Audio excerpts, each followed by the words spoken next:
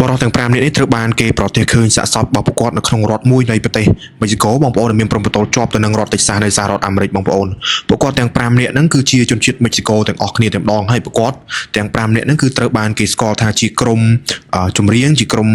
តន្ត្រីករបងប្អូនលក្ខណៈជា music band បាទជាក្រុមតន្ត្រីបាទពួកគាត់ក៏មានភាពល្បីល្បាញគួរសមដែរនៅក្នុងតំបន់ដែលពួកគាត់រស់នៅហ្នឹងបាទពួកគាត់ត្រូវបានគេរាយការណ៍ថាបាត់ខ្លួននៅថ្ងៃទី25ខែឧសភាឆ្នាំ2025យើងគិតមើលទៅថ្មីនឹងដែរបងប្អូនបាទប្រហែលសប្តាហ៍មុនហ្នឹងគាត់ត្រូវបានគេរាយការណ៍ថាបាត់ខ្លួនបន្ទាប់ពីអវត្តមាននៅក្នុងកម្មវិធីជប់លៀងឯកជនមួយក្នុងថ្ងៃដែលគាត់បាត់ខ្លួនហ្នឹងតែពិតគឺគាត់ត្រូវទៅប្រគំតន្ត្រីនៅកន្លែងកម្មវិធីគេហ្នឹងប៉ុន្តែដល់ពេលដល់ម៉ោងកម្មវិធីគេចាប់ដើមអវត្តមានរបស់គាត់អត់ឃើញក្រុមគាត់មកអញ្ចឹងណាហើយទាក់ទងគាត់បានទៅគេក៏ដាក់ពាក្យប្តឹងទៅកាន់សមត្ថកិច្ចយោងតាមសមត្ថកិច្ចបានផ្ដល់កិច្ចសម្ភាសទៅកាន់អ្នកសារព័ត៌មាននៅក្នុងស្រុកគេបាននិយាយថាពួកគាត់ត្រូវបានគេចាប់ចម្រិតនៅយប់ថ្ងៃទី25គណៈពេលដែលពួកគេកំពុងធ្វើដំណើរតាមរយន្ត SUV បងប្អូនទៅកាន់កម្មវិធីដែលគេជួលពួកគាត់ឲ្យទៅសម្ដែងដូចច្រៀងហ្នឹងបាទហើយសាកសពរបស់ពួកគេត្រូវបានគេប្រទះឃើញនៅក្នុងដីទំនេរមួយនៅក្នុងសង្កាត់ខាងលើនេះបងប្អូនបាទសាកសពរបស់ក្រុមតន្ត្រីករទាំងអស់នោះមាន5នាក់មានអាយុចន្លោះពី20ទៅ40ឆ្នាំបងប្អូនហើយសាកសពរបស់ពួកគាត់ហ្នឹងគឺត្រូវបានគេរកឃើញនៅក្នុងជីក្រុងខាងលើនេះបាទយោងតាមសារព័ត៌មានក្នុងស្រុកក៏បានបញ្ជាក់ដែរថា